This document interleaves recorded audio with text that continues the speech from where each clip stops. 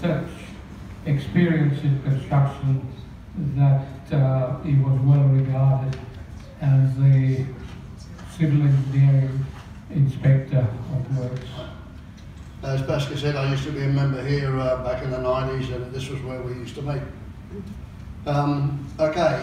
My working life, apart from a few years in the police force, was mainly construction engineering, and in Pascal says many parts of the world there. But Pascal might want to do the Morecambe and Wise thing and ask you. Before we move on to Mauritius, just need to point out that working on a construction site is not just what happened there. Yeah, thanks, Pascal. For those that don't know, Lucinda is the sugar terminal port for the Ingham district, which is one of the biggest sugar producing areas in Queensland. We were up there in the the early 80s, and we did the major expansion of it. We were aboard the ship, and she was coming in and had deballasted, and we're sitting high in the water, and everybody knows anything about shipping. That's what they do. They take the water out of it, and the ship sets up ready for loading. And she had two tugs on, one on the bow and one on the stern. It was almost at right angles to the boat, but finally they got the thing, and we would have missed the wharf like that from here to that building over there. And I tell you, it was a near call. So yeah, but we imagined that all the good work that we'd spent a couple of years doing was about to be demolished in one fell swoop. But it never happened. That's one. We were over there for a couple of years, and when we arrived, most of the civil work had been done, and I assumed the role of structural mechanical inspector. So we were looking after a number of international contractors doing all sorts of things. And when I arrived, the structurals were underway, and a South African team was doing the work. But in those days, apartheid was in vogue, and we had Zulus and Hottentots working on the job, and they were really good guys. And I befriended the big bloke who told me he was born and raised to be a jockey, but he grew to be about this big. God help the horse he was riding, but he never turned out to be a jockey. But he was a good man. He kept real control over his Hottentots and Zulus, and I mean enforced control. If they stepped out of line, he wouldn't be beyond him to grab a pair of them by the scruff of the neck and bang their heads together. That's the sort of guy he was. But he was a real nice guy, and I really befriended him. A couple of incidents. I had to go across to Singapore. We were doing some work on the ship loader, and things had to be sort of shipped out to Mauritius. And whilst over there, I favoured a Tiger B. I couldn't buy it in Mauritius, so I put a few cases of it in the back of a container before we left Singapore, and thinking that'd be good. I'll have it when it gets to Mauritius and put them on ice, and it'll be lovely, and Pascal and I can share a bit. Anyhow, look, a few weeks, I think it was about 6 or 8 weeks, something later, by the time I got over there. And I was coming back from the beach one day, and I said, look, to my wife, we'll call in and just see how the boys are getting on that ship, and could arrive by now. Anyhow, I went there, and sure enough, the containers were all being unloaded and all the gear, and I said to Big Andre,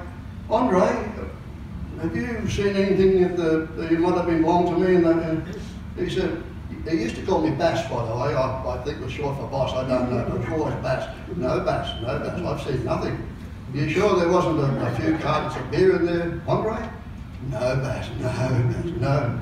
So I had a bit of a look around, and sure enough, around the back of the containers, here's all the empty cartons and all the stuffies all over the place. I said, Andre?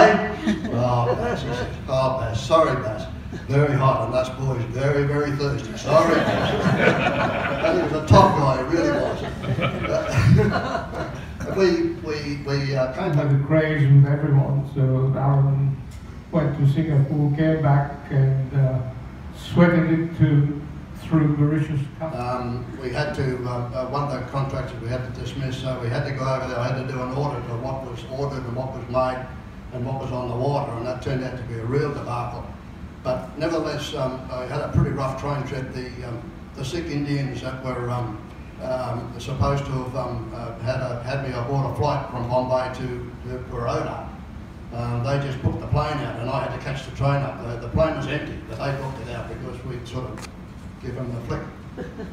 So anyhow, I arrived about 12 or 14 hours later, very bedraggled and a touch of diarrhea, and had nothing to eat and all that, and I was really... Anyhow, the long story short, they were quite accepting of the fact that they'd been dismissed, and they sort of came around to it. But I had to do this audit and find out what was being fabricated and all the rest of it. But they gave me this fellow, and his name was, I didn't know what his name was, but he was an assistant cook, but he was my go-for man and the man that sort of knew everything and could do everything for me.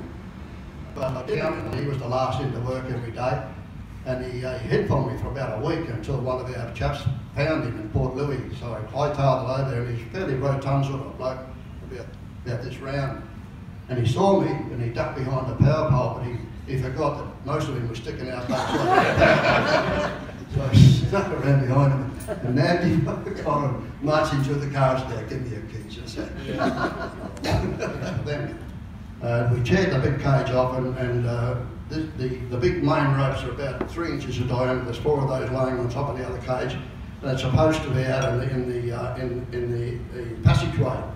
But unbeknownst to us, one had drifted sideways with a big turnbuckle on, this big adjusting turnbuckle, and was actually we found out later on, was actually in the pathway of the cage that we were going to go to surface in. We were in the middle deck of this auxiliary cage, and the 3 of us, 2 other guys and myself, and we said to the winder driver, we had good radio contact, take us to surface, quick smoke, because it was about 10 o'clock at night, we'd work back. And we only went about 200 feet, but even less than that before a hell of a crash. Going up underneath this thing, there was metal, you could hear the metal screeching, you could feel the rope stretching, and all of a sudden we'd pop up and spring sideways, and every 15 feet we're doing this. And I tell you what, I think I died that night. I don't know anyhow. It was a hell of an experience. It took about, it was about 2 or 3 o'clock in the morning before we got the man supply, because we had to travel about 500 or 600 feet like that, and every 15 feet that happened. We got out of there, and there was never any inquiry. I think that they realised that there was a problem with the safety and all the rest of it, so it was all sort of swept under the carpet. But we received no counselling, no after report or anything like that, and it was all swept under the carpet. But it was a hell of an experience, I can tell you. When would that